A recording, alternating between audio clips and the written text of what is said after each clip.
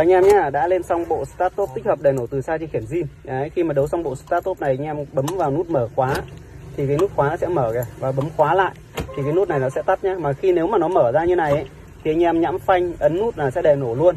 Còn nếu không ấy thì anh em có thể đèn nổ từ xa bằng cách là đang ở chế độ khóa này thì anh em bấm 3 lần phím khóa đấy nhá. 1 2 3. Rồi, ok đấy. Thì tôi đã đèn nổ từ xa lên cái con này rồi. Nhưng cái con này đặc thù của nó là khiển zin, anh em không tắt máy được trên điều khiển đâu. Đấy, bởi vì là khi mà xe đã nổ rồi ấy, thì điều khiển không có tác dụng nữa.